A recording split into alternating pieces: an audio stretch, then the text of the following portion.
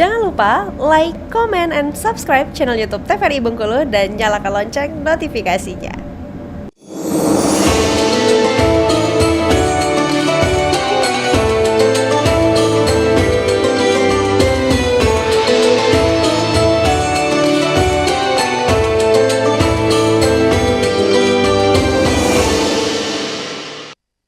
Terima kasih pemirsa masih setia bersama kami di Mutiara Kolbu pada hari ini. Kita mungkin masuk ke sesi pertanyaan terakhir Bu ya. Ada satu lagi yang ingin bertanya Bu ya. Silakan Bu.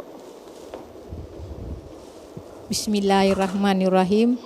Assalamualaikum warahmatullahi wabarakatuh. Waalaikumsalam warahmatullahi wabarakatuh. Nama saya Teti Herlina. Saya dari Majlis Taklim Salimah. Mau tanya Pak Ustadz ya? Iya Ibu. Ya. Kata Pak Ustadz tadi ujian yang Allah berikan kepada kita itu salah satunya untuk mengangkat derajat kita Pak ya. Yang saya tanyakan di sini apa tanda-tandanya seseorang sudah diangkat derajatnya oleh Allah? Mohon penjelasannya Pak Ustadz. Wassalamualaikum warahmatullahi wabarakatuh. Waalaikumsalam warahmatullahi wabarakatuh. Boleh langsung saja dijawab Pak Ustadz, tanda-tanda derajat kita sudah diangkat. Baik, tandanya kita tidak akan pernah mengeluh lagi ketika dapat ujian. Kita tak akan pernah berandai-andai dengan ujian. Sebagaimana kata Nabi, wala takfala takullau, jangan pernah berkata jikalau.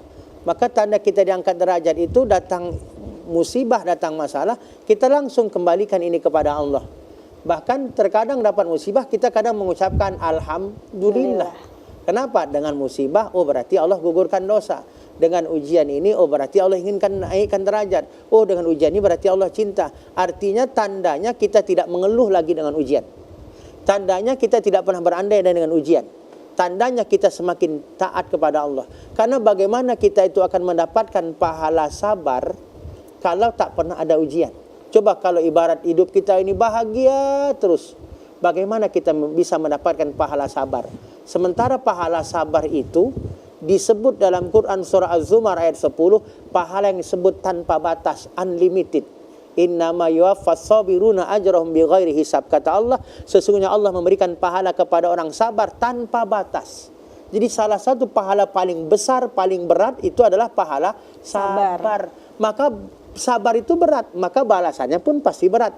Sebagaimana kata Nabi, inna izamal jaza ma'izamil bala. Sungguh besar kecilnya pahala bergantung dengan besar kecilnya ujian.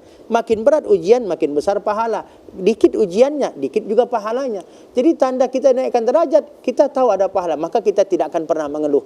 Justru terkadang di satu sisi kita bersyukur dengan ujian.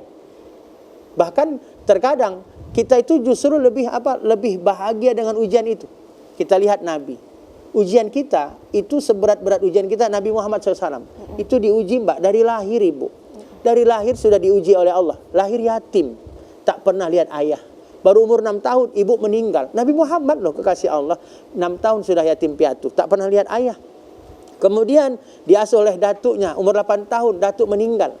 Diasuh pamannya Abu Talib. Abu Talib tak beriman. Punya istri Khadijah. Khadijah istri tercinta meninggal. 7 anak Nabi, 6 anak Nabi dari 7 meninggal di hadapan Nabi. Bayangkan 6 anak Nabi meninggal di hadapan Nabi. 3 laki-laki belum ada yang sampai balik, belum ada yang 5 tahun meninggal di saat kecil. Bahkan diusir dari kampung halamannya, diludah Nabi oleh orang Yahudi. Bayangkan dilempar kotoran onta. Kita mana pernah dilempar kotoran onta? Iya. Karena ontanya pun tak ada kita di tempat kita.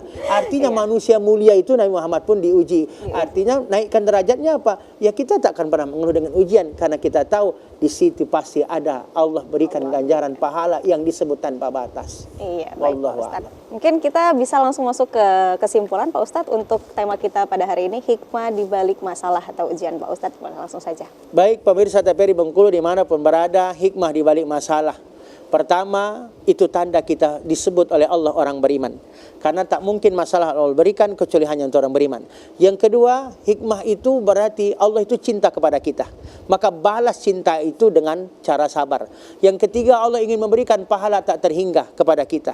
Karena pahala orang-orang sabar dari masalah yang Allah berikan adalah yang disebut pahala tanpa batas. Yang keempat, dari setiap masalah itu ada jaminan sorga kalau kita mampu sabar. Karena orang sabar, Allah beri rahmat, dengan rahmat Allah jaminkan kita masuk sorga.